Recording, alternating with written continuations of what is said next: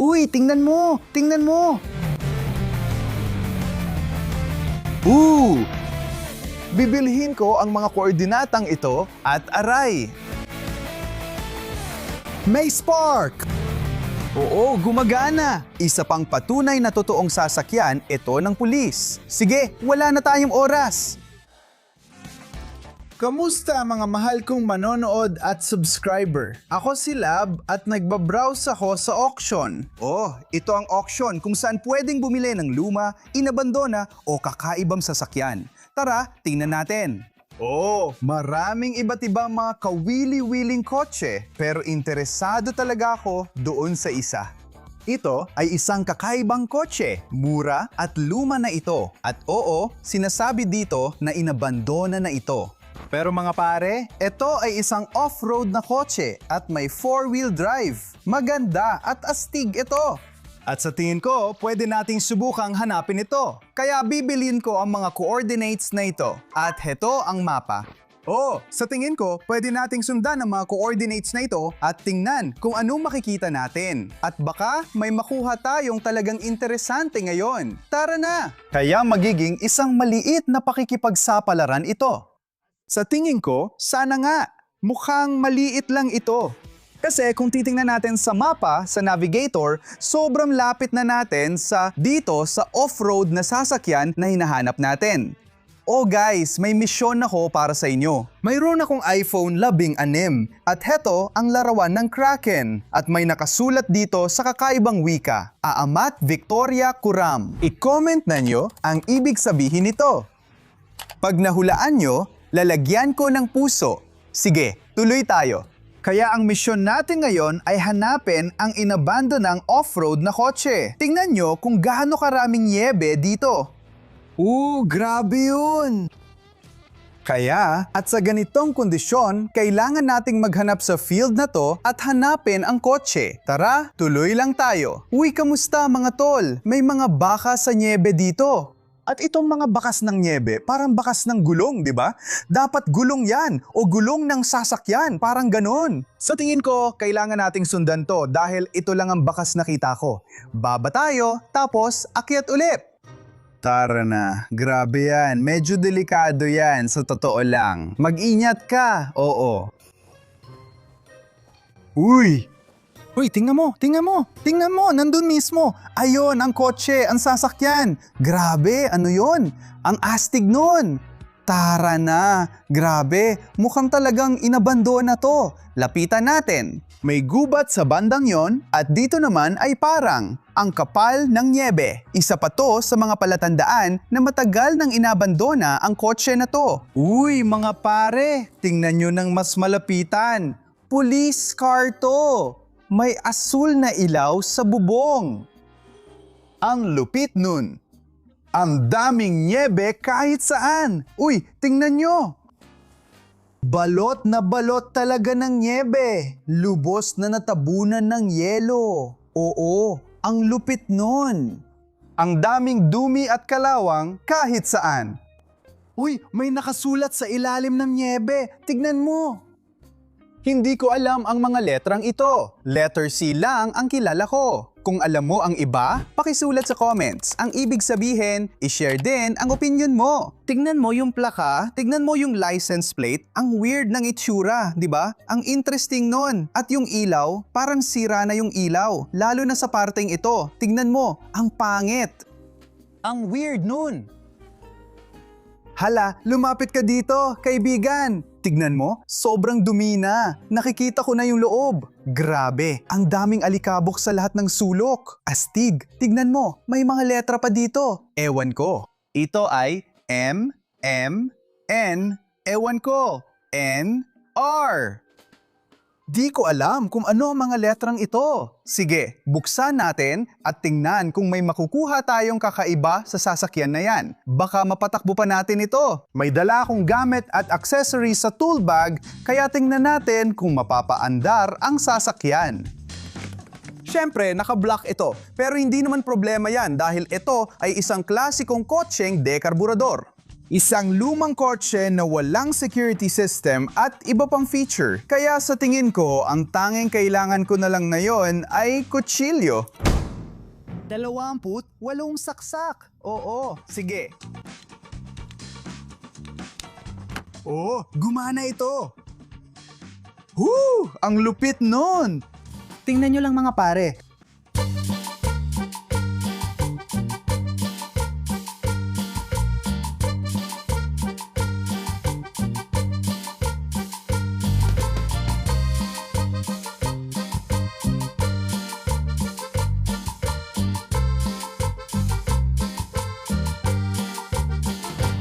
Sige, tingnan natin kung anong nasa loob. Grabe mga pare, tingnan nyo. Ang sama ng kondisyon ng sasakyan na to. Tingnan nyo, balot na balot ng dumi. Alikabok kahit saan. Grabe, ang dumi talaga. At tingnan nyo mga pare, tingnan nyo kung anong nakita ko dito. Grabe!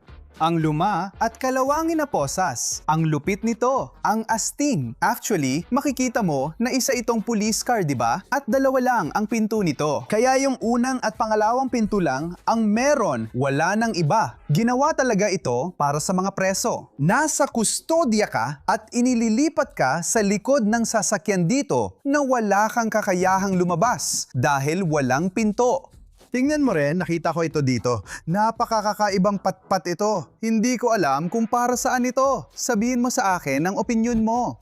Sa totoo, isa lang itong puti at itim na stick. Kaya gusto kong subukan patakbuhin at imaneho ang sasakyan na yon. Pero bago yon, tingnan muna natin ang iba pang nandito. Sa palagay ko, uniforme ito ng pulis. At meron ding sandata ng pulis. Ang daming alikabok sa lahat ng dako at nakakita rin ako ng sombrero ng pulis. Puno rin ng dumi. Sige, kolektahin natin lahat na nito at tingnan ang hood ng kotse. Pero kailangan muna natin itong buksan. Dapat andyan lang ang pambukas, pero hindi ko alam kung nasaan. Nahanap ko na. Ngayon, bukas na ang hood ng kotse. Tingnan natin kung anong meron dito. Magandang sombrero to. Sige. Pwede na natin isuot to. Ganyan. Ayos. Ngayon, isa na akong pulis. Ang daming alikabok kahit saan.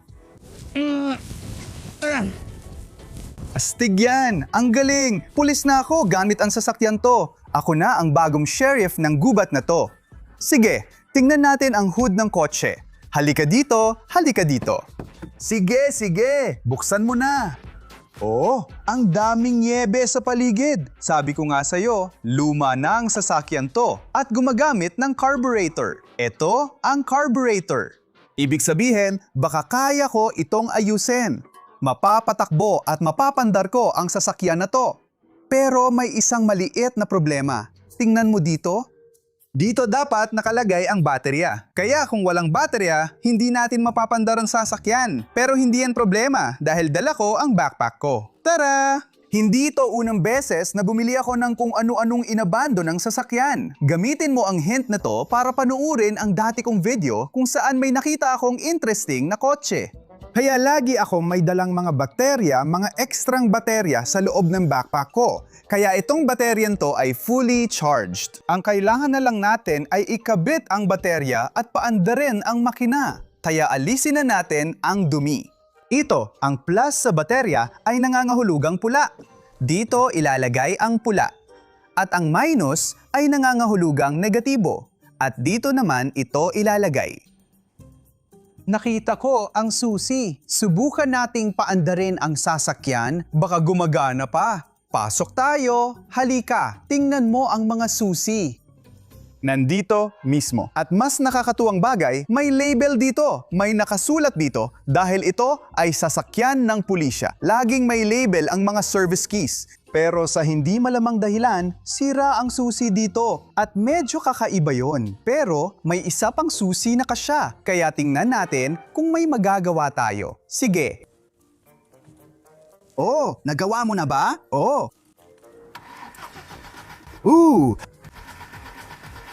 Ayos yan, hindi na stuck ang makina. Kaya pwede natin itong gamitin para paandarin at patakbuhin. Tingnan natin kung may spark. Umiikot ang makina. Kaya ngayon, aayusin natin ito kahit papaano at sisimulan ang makina. kailangan muna nating tingnan kung may kuryente. At gaya ng dati, ang tanging kailangan ko lang ay ito at kutsilyo. Kaya tingnan natin. Alam mo bang pwede itong gamitin sa lumang sasakyan na may carburetor? Pwede kang gumamit ng kutsilyo o destornilyador para ikonekta ang ilang espesyal na bagay sa starter. At pagkatapos ay pwede mo nang simulan paandarin mismo ang starter. Medyo mahirap pero kaya mo naman gawin. Medyo mahirap pero kaya mo naman gawin. Sa kahit anong paraan. Sige? Yon lang. Kailangan mo lang ito at ikonekta sa electric connector. Mula dito, pwede ko nung makita ang spark. Tama? Alam na natin na gumagana ang kuryente sa inabando ng sasakyan na yon. Tingnan natin kung may spark at tanggalin na natin yung bagay na yan. Sige, at tingnan natin ang spark. Ito ang paraan para malaman kung may spark. Kailangan natin ng bakal mula rito. Ilagay natin ng ganito. At pagkatapos, gagamitin natin ang kutsilyo. Hindi yan kutsilyo. Yan ang kutsilyo para paikutin ang makina. Sige, gawin na natin ito. Are! May kislap! Di ko alam kung nakita mo, pero ramdam ko, malakas ang kislap. Sige, isa pa, lalo na para sa'yo, para makita mo yung kislap. Ayos ba? Oh, nakikita mo ba? Nakikita mo ba?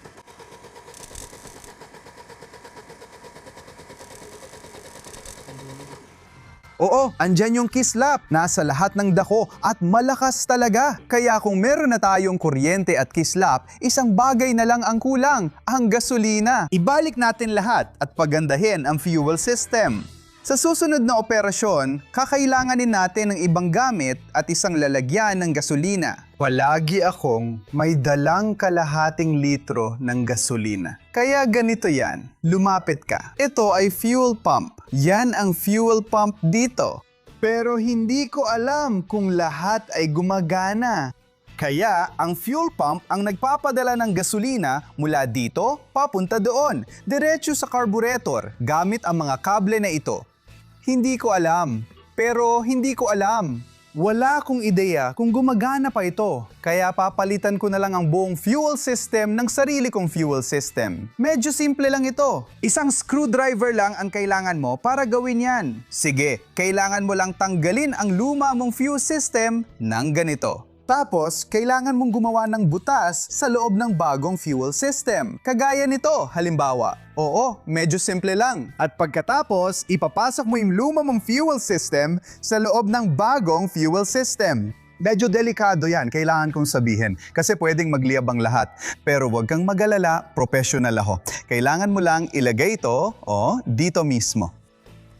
Oo, gagana yan. Ngayon, may laman na tayong fuel dito sa loob ng bote. Papasok ang fuel kasama ng kable na ito sa loob ng fuel pump dito. Pagkatapos ng fuel pump, diretso na ito sa carburetor. Kaya ngayon, subukan na natin. Gamit ko ulit ang kutsilyo para paikutin ang starter. Sige, ganyan. Konti pa, dagdagan mo pa ng kaunti. Sige na. Gumagana na. Oo, gumagana na. Pero mga pare, kaunti na lang oras natin. Kalahating litro lang ng gasolina ang natitira. Kailangan nating tipunin lahat. Kailangan nating sumakay agad sa kotse at umalis dito sa lugar na to sa lalong madaling panahon. Tara na, ang wild nun. Ang ayos nun. Sobrang wild talaga nun. Kaya cameraman, umalis na tayo dito sa lugar na to. Sige. Wow! Wow, tingnan mo ang nakita ko dito. Tingnan mo, may baril dito. Grabe! Kung hindi ako nagkakamali, ito ay isang bereta. Ang baril na ito ay tinatawag na bereta. Ang pulis ang gumagamit ng baril na ito. Kaya kung mali ako, isulat nyo ang opinion nyo sa mga komento. Grabe! Nakakita tayo ng baril dito mismo. Ang lupit! Isa pa itong patunay na totoong sasakyan ng pulis ito. Kaya halos handa na tayo. Ano? Ano? Grabe! Ano ba yan? Gumagana to! Tingnan mo pa kung ano ang nakita ko. Ganito ito, buksan at patayin. Tingnan mo ang mga pindutan at pindutin mo lang. Grabe! Ang lakas ng tunog!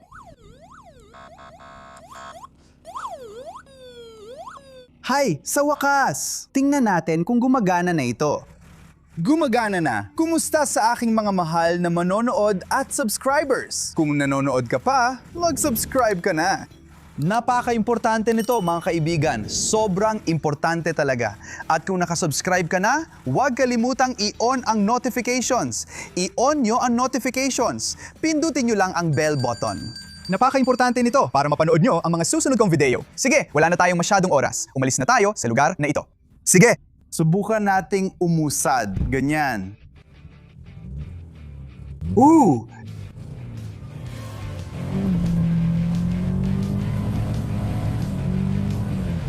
Tas! Kaya, sa tingin ko ngayon, ko naintindihan kung bakit iniwan ang sasakyan na to.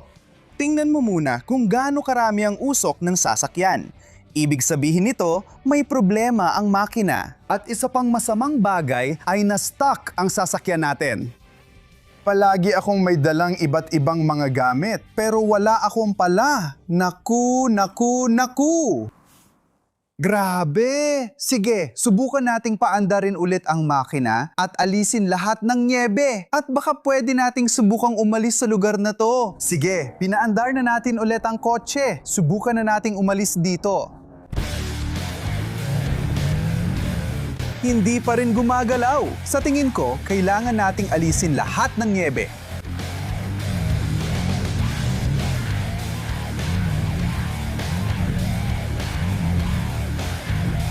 Tara na!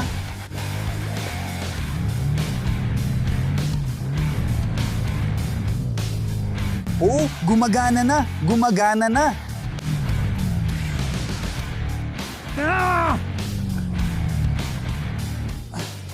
Ituloy mo lang yan.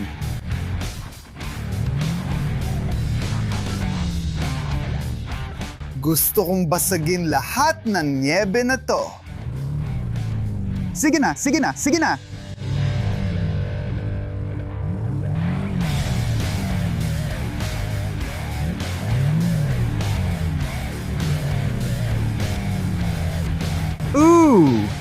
Sige na, sige na, sige na! Halos nagawa na natin yon. Sige na, sige na, sige na! Tuloy pa rin tayo! Ang daming usok dito!